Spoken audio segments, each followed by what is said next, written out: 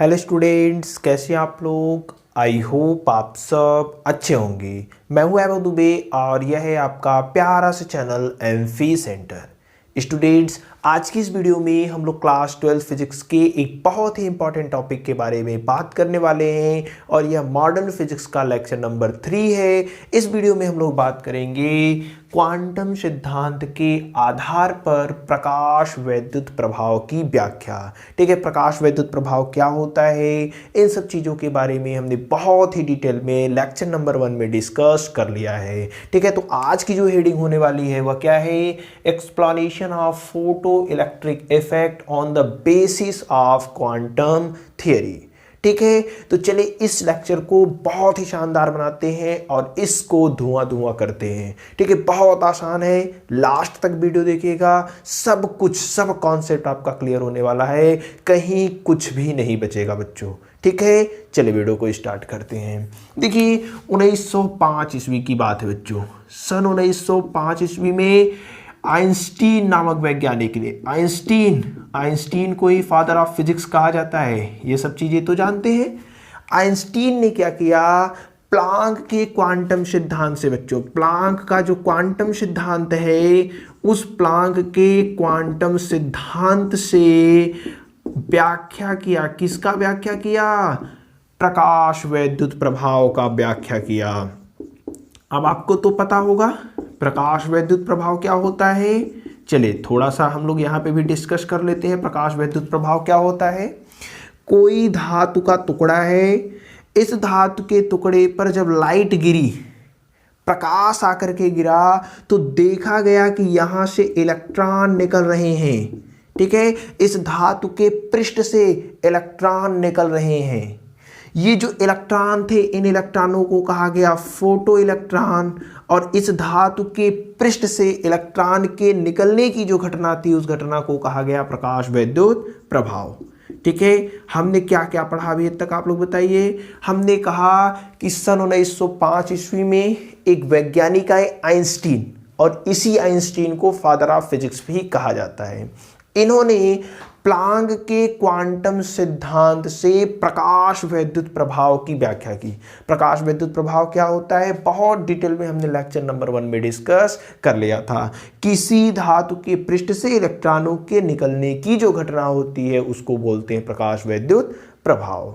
ठीक है, देखिए प्रकाश जो आइंस्टीन साहब थे, इन्होंने बताया कि जो ये लाइट आ रही है, ये जो लाइट आ रही है, ये लाइट छोटे छोटे बंडलों से मिलकर के बना है, यानी पैकेटों से मिलकर के बना है।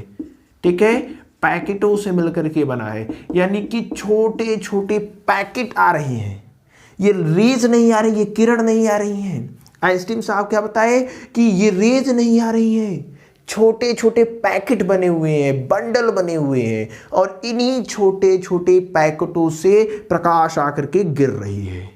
ठीक है, ये जो छोटे छोटे पैकेट थे, जो छोटे छोटे बंडल थे, इनको आइंस्टीन साहब ने कहा ये फोटॉन है। ये क्या है, फोटॉन है।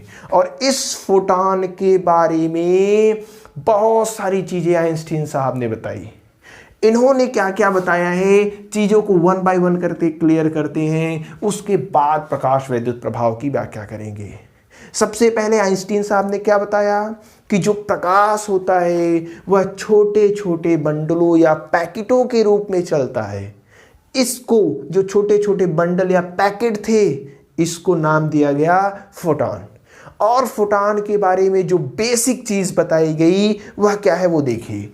सबसे पहले इन्होंने बताया नंबर 1 कि जो फोटॉन होते हैं, उस फोटॉन की जो ऊर्जा होती है, फोटॉन की जो ऊर्जा होती है वह h न्यू होती है बच्चों। ये हमारा क्या है, न्यू है। h क्या होता है, h होता है प्लांक कांस्टेंट। प्लांक कांस्टेंट का मान कितना होता है, 6.63 × 10⁻⁻34 जूल पर सेकेंड। ठीक है, जूल पर सेकेंड।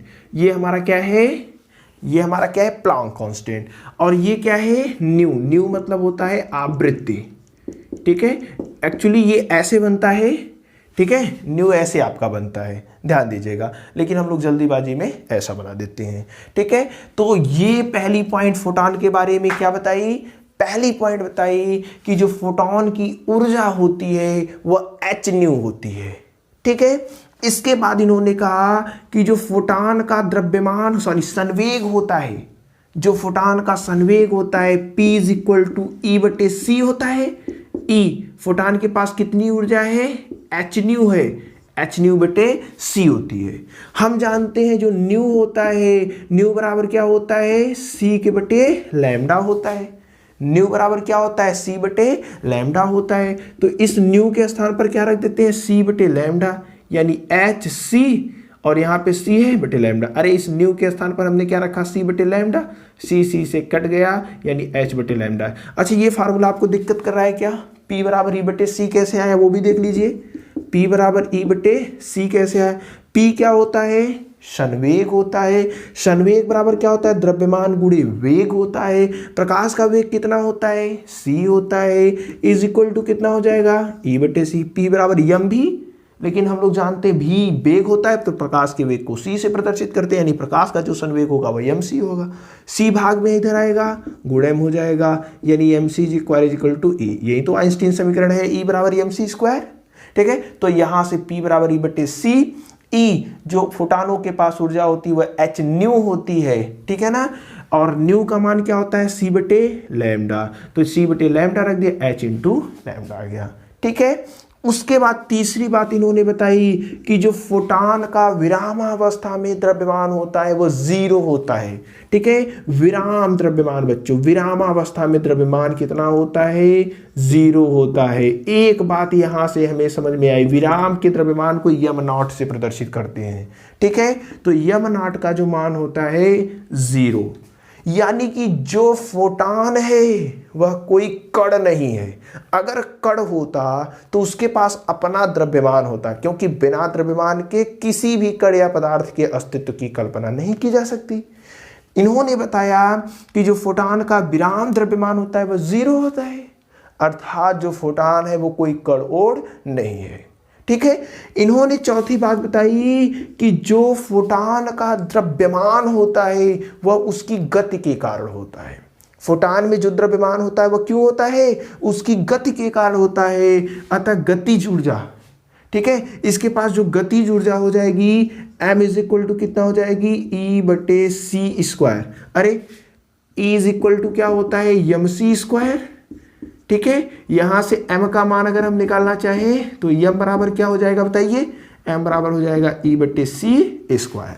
ठीक है ना, यानी कि जो फोटॉन में द्रव्यमान होता है वो उसकी गति के कारण होता है। जब वो प्रकाश के वेग से गति करता है तो उसमें क्या आ जाता है, द्रव्यमान आ जाता है। ठीक है, उसके बाद चौथा पॉइंट इन्होंने बताया, पांचवा पॉइंट में इन्होंने बताया कि जो फोटॉन होता है वह प्रकाश के वेग से गति करता है। फोटॉन का जो वेग होता है वह प्रकाश का वेग होता है। फोटॉन का वेग जो होता है, फोटॉन का जो वेग होता है वह प्रकाश का वेग होता है, यानी 3 गुणे 10 के घाते +8 मीटर पर सेकंड की स्पीड से फोटॉन भी चलता है। ठीक, उसके बाद छठे पॉइंट में उन्होंने क्या बताया, छठे पॉइंट में इन्होंने बताया कि जो फोटॉन होता है वह उदासीन होता है। फोटॉन क्या होता है बच्चों, उदासीन होता है, यानी कि फोटॉन को अगर आप इलेक्ट्रिक फील्ड या फिर मैग्नेटिक फील्ड में रख दीजिए तो उस पर कोई भी फर्क पड़ने वाला नहीं है। फोटॉन उदासीन होता है, यानी इस पर इलेक्ट्रिक फील्ड मैग्नेटिक फील्ड का कोई भी इफेक्ट नहीं पड़ने वाला है। ऐसा नहीं कि फोटॉन को लेकर के इलेक्ट्रिक फील्ड रखेंगे तो ये खींचेगा, इलेक्ट्रिक फील्ड इस पर बल लगाए, नो, ये उदासीन होता है। इलेक्ट्रिक फील्ड, वैद्युत क्षेत्र या फिर चुंबकीय क्षेत्र का इस पर कोई भी असर नहीं पड़ेगा। सातवें पॉइंट में इन्होंने बताया कि जो फोटॉन जो होता है जब किसी कण से टकराता है, संघट्ट करता है।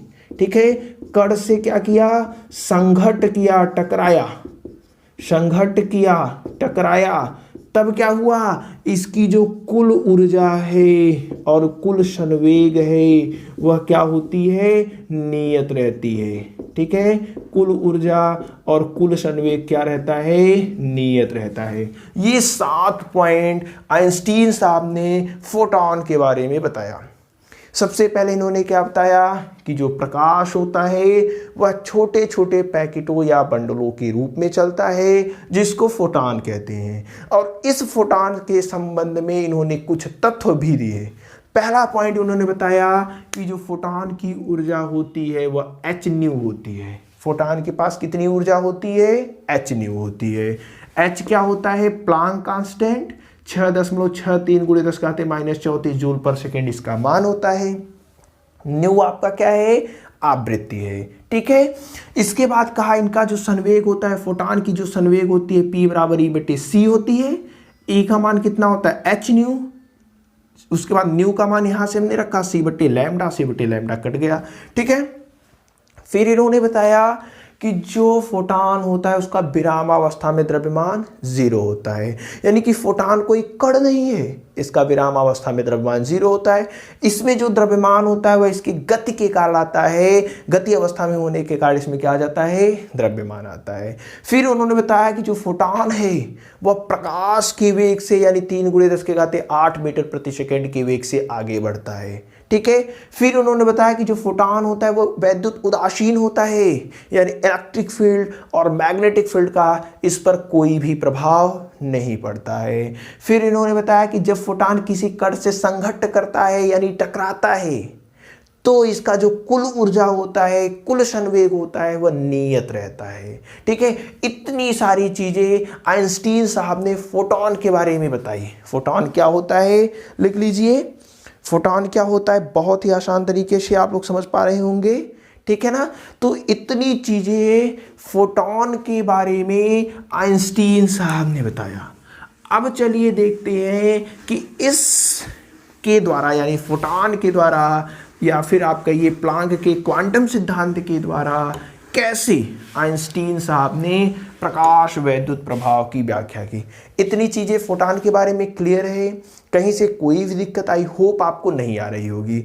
अब देखिए इन्होंने क्या बताया। इन्होंने कहा कि कोई आपका पृष्ठ है, ठीक है ना। इस पृष्ठ में ढेर सारे इलेक्ट्रॉन होंगे, सॉरी पृष्ठ नहीं चालक कहिए, ठीक है। चालक में ढेर सारे मुक्त इलेक्ट्रॉन होते हैं आपके, ठीक है ना। ढेर सारे मुक्त इलेक्ट्रॉन हो रहे हैं, ठीक है। अब इन्होंने कहा कि जब प्रकाश ऐसे गिरा, इस चालक पर गिरता है तो जो प्रकाश होता है वो कैसे चलता है? प्रकाश बंडलों के रूप में चल रहा है, पैकेटों के रूप में चल रहा है। तो जब इस पे गिरा प्रकाश, ठीक है, इस जो फोटॉन था इसके पास ऊर्जा कितनी थी? एच न्यू थी। फोटॉन के पास ऊर्जा कितनी थी? एच न्यू थी। ये आकर के धातु पर गिरा तो इस फोटॉन के पास जितनी ऊर्जा थी वह सभी की सभी ऊर्जा वह किसी एक इलेक्ट्रॉन को दे देता है। ऐसा आइंस्टीन साहब बता रहे हैं। इन्होंने कहा कि जो ये प्रकाश आ रहा है, प्रकाश छोटे छोटे बंडलों के रूप में आ रहा है जिसको हमने फोटॉन कहा। इसके पास ऊर्जा होती है एच न्यू। जब ये धातु के पृष्ठ पर ये प्रकाश गिरा तो जो ये फोटॉन है वह अपनी संपूर्ण ऊर्जा, कुल ऊर्जा इस किसी एक इलेक्ट्रॉन को दे देता है, किसी एक इलेक्ट्रॉन को पूरी की पूरी ऊर्जा दे देता है। ठीक है। अब इस फोटॉन का अपना अस्तित्व समाप्त हो जाएगा क्योंकि इसके पास जितनी ऊर्जा थी सबको इस इलेक्ट्रॉन को दिया, इस इलेक्ट्रॉन को ऊर्जा दिया, इस फोटॉन की अस्तित्व खत्म हो गया। अब इस इलेक्ट्रॉन के पास आ गया ऊर्जा। जैसे ही इस इलेक्ट्रॉन के पास ऊर्जा आया, ये इलेक्ट्रॉन क्या करेगा? बाहर निकलना चाहेगा। अरे किसी इसके पास ऊर्जा आ गया, ऊर्जा आते ही ये क्या करना चाहेगा? बाहर करना चाहेगा, बाहर निकलना चाहेगा। तो इन्होंने बताया कि जो फोटॉन इस इलेक्ट्रॉन को ऊर्जा देता है वह दो भागों में व्यक्त हो जाता है, दो भागों में खर्च हो जाता है।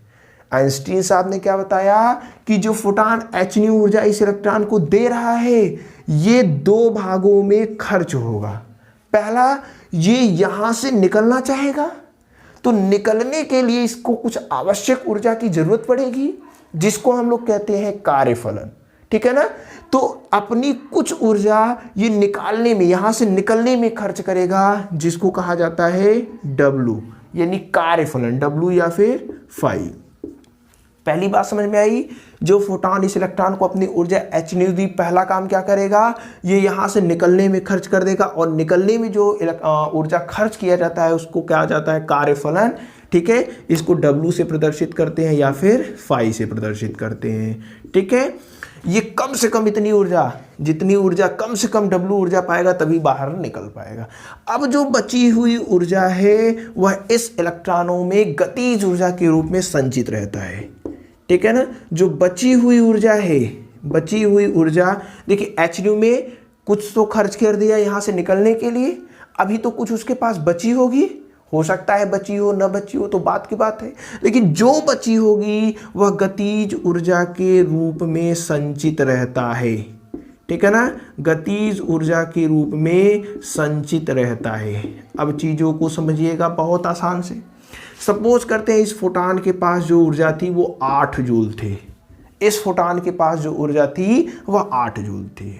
अब देखिए ये मान लेते हैं ये जो इलेक्ट्रॉन है यहाँ से बाहर निकालने के लिए 2 जूल ऊर्जा खत्म कर दिया। कितना, 2 जूल ऊर्जा यहाँ से बाहर निकलने के लिए इसने खर्च कर दिया। अब ये जब इलेक्ट्रॉन इधर बाहर निकलेगा तो इसके पास 6 जूल ऊर्जा बची रहेगी, और यह 6 जूल ऊर्जा उसके वो गतिज ऊर्जा के रूप में संचित रहेगी। क्या सभी इलेक्ट्रॉन जो बाहर निकलेंगे सबके पास 6 जूल ऊर्जा बची रहेगी? नहीं। क्यों नहीं, वो समझिए। सपोज करते हैं कोई फोटॉन आया और इस फोटॉन वाले को अपनी संपूर्ण ऊर्जा h न्यू दे दिया। ठीक है, संपूर्ण ऊर्जा h न्यू क्या करेगा, इसको दे दिया।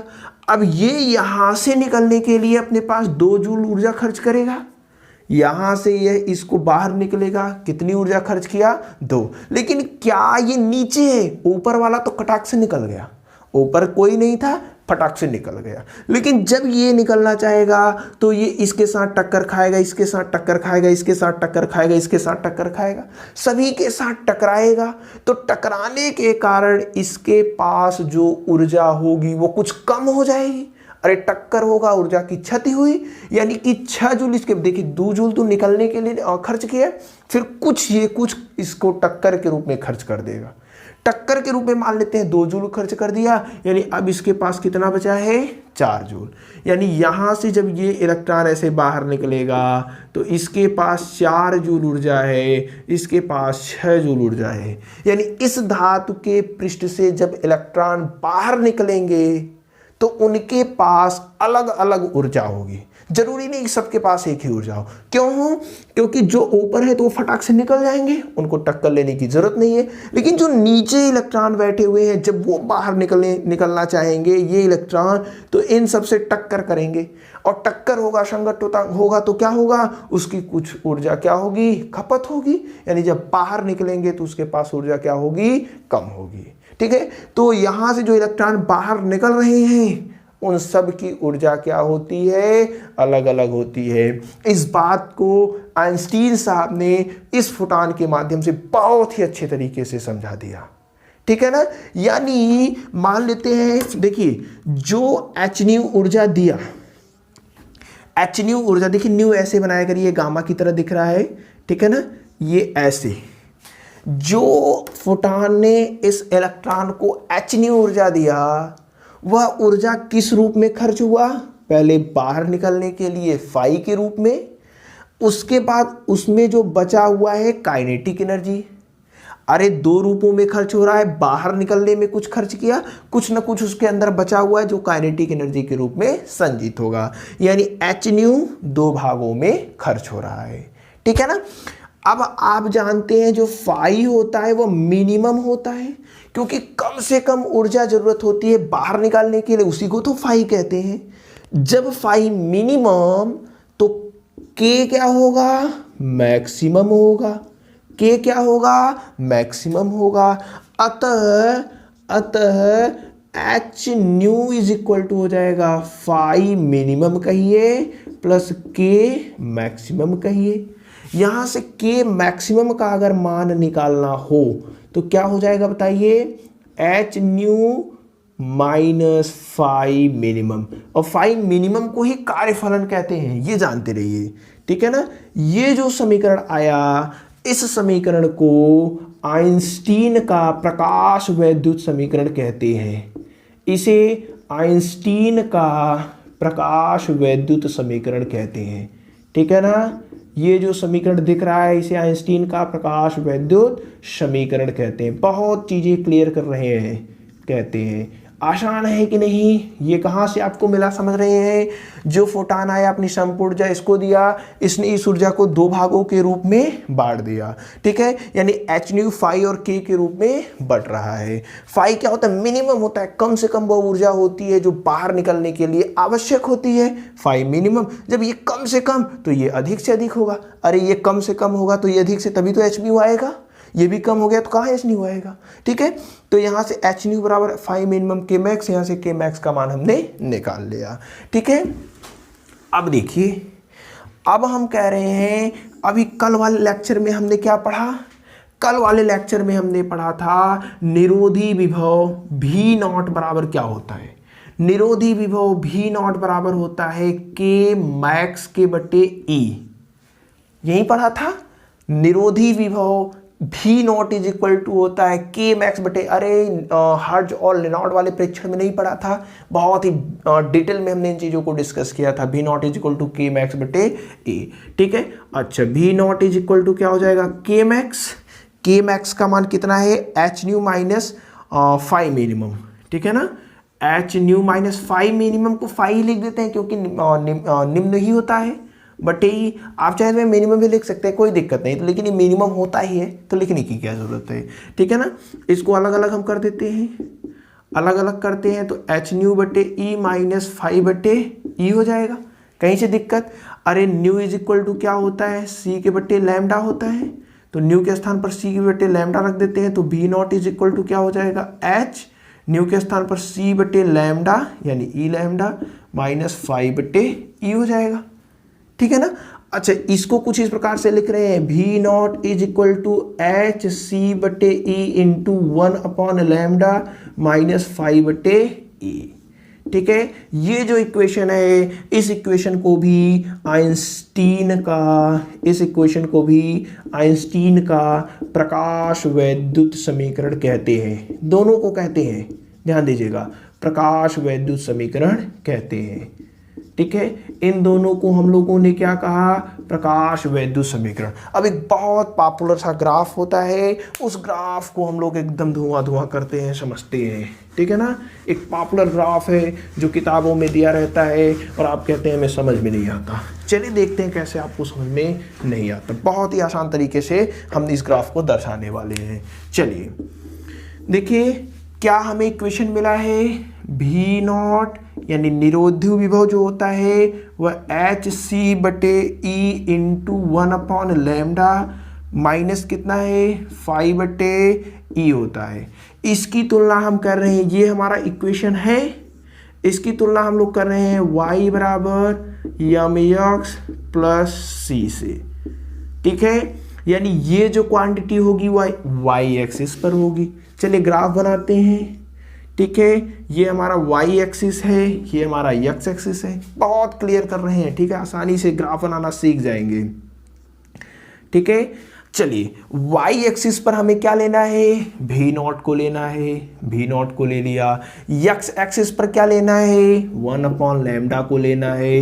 1 अपॉन लैम्डा ही क्या होती है? आवृत्ति होती है, ये भी जानते रहिए। ठीक है ना, तो उधर हम लोग क्या ले रहे हैं? आवृत्ति ले रहे हैं, न्यू ले रहे हैं। ऊपर क्या ले रहे हैं? निरोधी विभव ले रहे हैं, भी नॉट ले रहे हैं। अब देखिए ये क्या होता है? m क्या होता है? झुकाव। किसके साथ? एक्स अक्ष के साथ। यानी एक रेखा आप खींचिए, उसका जो झुकाव हो एक्स के साथ कितना हो? m हो। ठीक है ना, तो हमने कुछ रेखा इस प्रकार से खींच दिया। ध्यान समझिए, ये झुकाव क्या होता है? प्रवणता होता है, इसको टैन थीटा कहते हैं। मैथ वाले बच्चे बहुत आसानी से समझ पा रहे होंगे। ये झुकाव होता है, प्रवणता होता है। यम क्या होता है? प्रवणता। प्रवणता का मान कितना होता है? टैन थीटा होता है। m is equal to tan theta होता है। और यम के स्थान पर कितना है? एच सी बटे ई, यानी झुकाव कितना है? एच सी बटे ई। उसके बाद देखिए c क्या होता है? y एक्सिस पर कितना कट रहा है? सी क्या होता है, वाई एक्सिस पर कितना कट रहा है, तो 5/e कट रहा है लेकिन माइनस में है, यानी माइनस वाई एक्सिस पर कट रहा है, तो इसलिए हमने नीचे बना दिया। अगर प्लस वाई एक्सिस पे काटता तो ऊपर बनाते, ठीक है ना। तो ये वाली जो डिस्टेंस है वह कितनी है, 5/e है, ठीक है। क्लियर हुआ। ग्राफ में कहीं से किसी को कोई दिक्कत हो तो बताइए। अरे ये y के स्थान पर v नॉट लिया, x के स्थान पर 1 लैम्डा ले लिया, ठीक है। m जो होता है वो प्रवणता होता है, यानी कि झुकाव होता है x एक्सिस के साथ, तो हमने एक लाइन खींची, ये x एक्सिस साथ उसका जो झुकाव है वो कितना है, hc/e है। ये क्या होता है, y एक्सिस पर कितना काट रहा है, 5/e है, माइनस लगा है यानी माइनस y एक्सिस पर काट रहा है, तो माइनस y एक्सिस पर हमने कितना काट दिया, 5/e। तो ये प्यारा सा आपका क्या है, ग्राफ है। इतनी चीज़ों को नोट करिए, क्लियर करिए, बहुत ही आसान है, कहीं से आपको कोई भी दिक्कत नहीं होगी। तो इतनी सारी चीज़ें क्वांटम सिद्धांत के आधार पर प्रकाश विद्युत प्रभाव की व्याख्या किया गया, ठीक है। और सबसे इंपॉर्टेंट बात कि इसके लिए बच्चों सन 1921 ईस्वी में आइंस्टीन साहब को नोबेल पुरस्कार मिला। आइंस्टीन साहब को क्या मिला, नोबेल पुरस्कार मिला। इन्होंने प्रकाश विद्युत प्रभाव की जो व्याख्या थी वह प्लांक के क्वांटम सिद्धांत से की। इसके लिए आइंस्टीन साहब को 1921 ईस्वी में नोबेल पुरस्कार से सम्मानित किया गया, ठीक है। तो ये चीज़ें कंपटीशन में भी पूछी जाती हैं, आप अच्छे से समझ लीजिएगा, नोट कर लीजिए। आई होप ये वीडियो आपके लिए हेल्पफुल होगी। इसके नोट्स का लिंक आपको वीडियो के डिस्क्रिप्शन बॉक्स में मिल जाएगा, वहाँ से जाकर के चीज़ें आप एकदम क्लियर लिख लीजिएगा, कहीं से आपको कोई भी दिक्कत आने वाली नहीं है। अगर ये वीडियो आपके लिए हेल्पफुल हो तो वीडियो को लाइक और शेयर करिएगा। मिलेंगे आपसे नेक्स्ट वीडियो में, तब तक बेस्ट ऑफ लक।